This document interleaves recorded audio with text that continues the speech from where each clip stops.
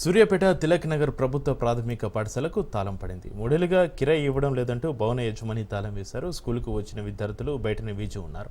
భవన యజమాని స్కూలుకి తాళం వేయడంతో పిల్లలను హైస్కూలుకు షిఫ్ట్ చేశారు. మూడేళ్ల కిరాయి ఇవ్వాల్సింది నిజమేనని, అయితే 6 నెలల క్రితమే ఈ సంవత్సరానికి సంబంధించిన రెంట్ పే చేసినట్లుగా అధికారులు తెలిపారు.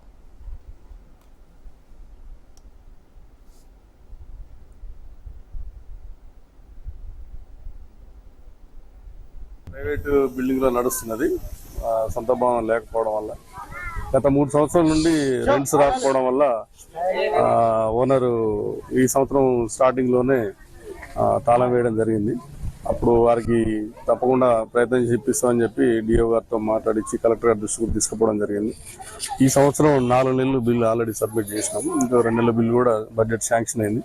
కానీ రాత్రి సడన్ గా హెడ్ మాస్టర్ గారికి ఫోన్ చేసి స్కూల్ కు తాళం వేస్తున్నాను చెప్పడంతో ఉదయం ఇక్కడికి రావడం జరిగింది. వారితో మాట్లాడుతున్నాం. మేము మాట్లాడి డిఓ గారు కూడా రిపోర్ట్ చేసినాం. ఇప్పుడు వారు వచ్చి తాళం తీస్తున్నారు. 3 years డ్యూ ఉంది. ఈ సంవత్సరం 6 months శాంక్షన్ అయింది. అలాగే సేమ్ ఇంకా 2 కూడా గవర్నమెంట్ రెంటెడ్ బిల్డింగ్స్ ఉన్నాయి. వాటితో పాటు దీన్ని కూడా శాంక్షన్ అయింది.